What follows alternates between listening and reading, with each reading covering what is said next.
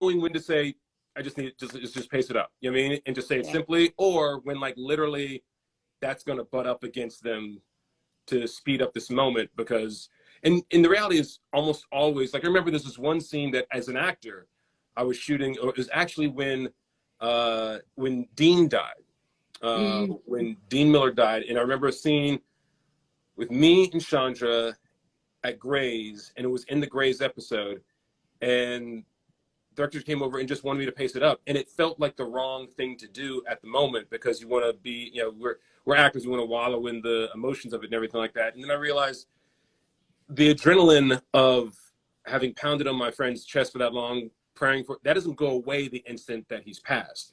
That adrenaline and that speed, and suddenly I was able to pace the whole thing up and still have it be every bit as emotional. And in fact, it was more emotional because it was paced up. There was no chance to think about it. It was just falling out of me.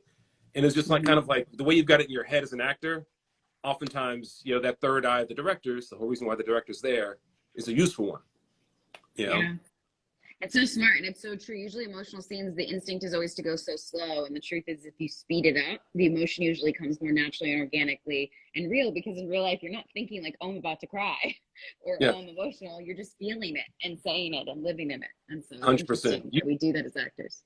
Yeah, usually actors want to slow it down because that lets us kind of get a little bit more control of it as an actor, but we should actually be out of control. Yeah. I mean, the character should be out of control. So you've got to trust yourself as an actor that you know what you're doing and roll with it. Isn't that always what it is? Practice and learn all these techniques and how to do things and everything. And then when they say action, forget it all. And then just throw it right out the window. That's the good stuff. That's the good stuff.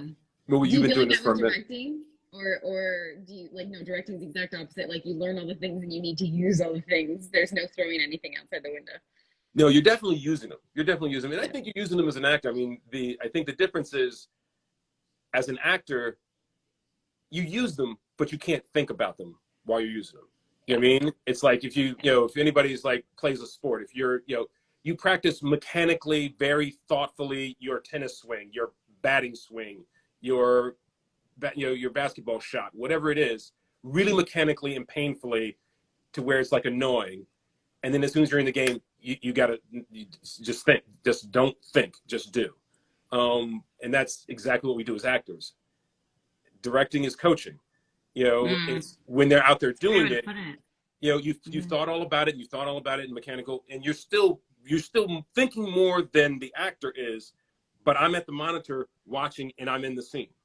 I'm in the scene with you. And so I'd be interested to hear how you was for you as in the short, when you were watching actors saying words that came out of your brain.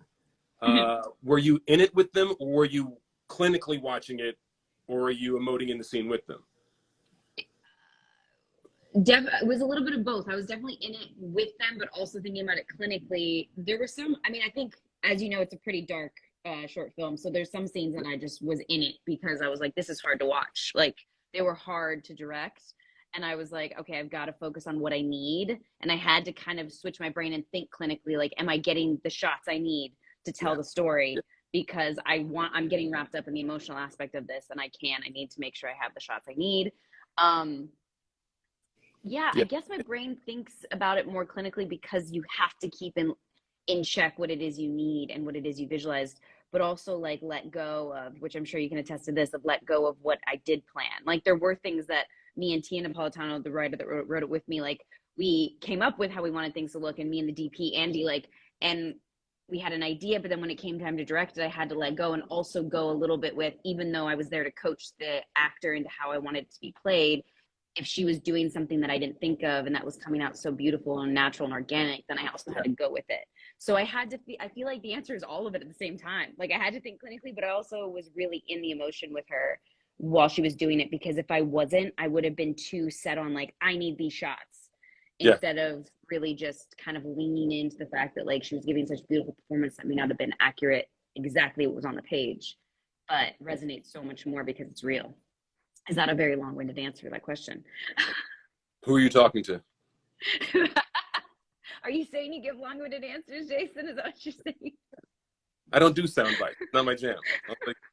Like that's an editor's problem somewhere, something. edit together the little piece. I guess that's what you don't get on Instagram Lives, you know? The whole Right. thing is there.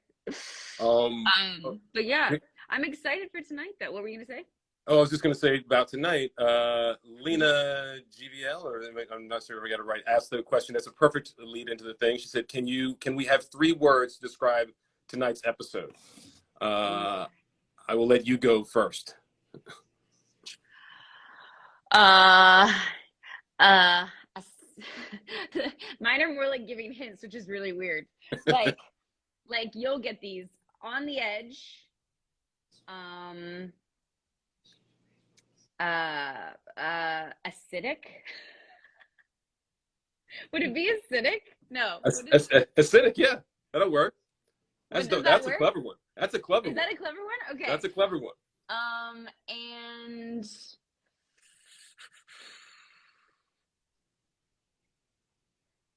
And and I don't know about the third one. Ooh, just hot, just hot. We'll just say hot. I'm just, yeah, I can't think of a third one. What about you, Jason? I felt the first 2 were smart, but I'm not sure about the third one. No, okay, if I'm following your train for the kind of getting clever with it, I'll say magnetic. Because there are people attracting and there are people repelling. That's a good one. That's what I should have done instead of hot. And then see, together we form a perfect brain.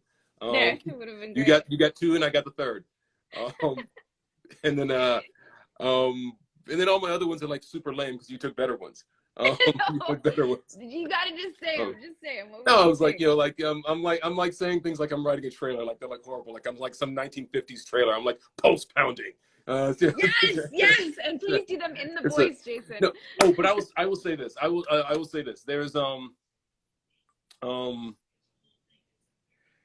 an actor on tonight's show, Patrick Cage, that I'll throw out, and I'll post a thing about him after folks are introduced to him, who gives a stupid performance, gives a sick performance, a fantastic performance, and in real life was going through some things, personal things that week, and just amazed me. So he and I connected on another level. So there's a whole, I'm trying to find a way to say this in short term, because it was both behind the camera and with the characters on camera, that you can have a deep connection with somebody in moments, if you just let yourself, and if the circumstances allow for it. So that was happening behind the camera, and with the characters on camera. And so it was really kind of profound and beautiful at the same time.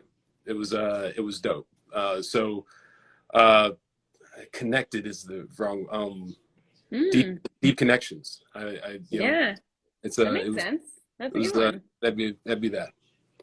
Yeah. Yeah, I think that's a great one.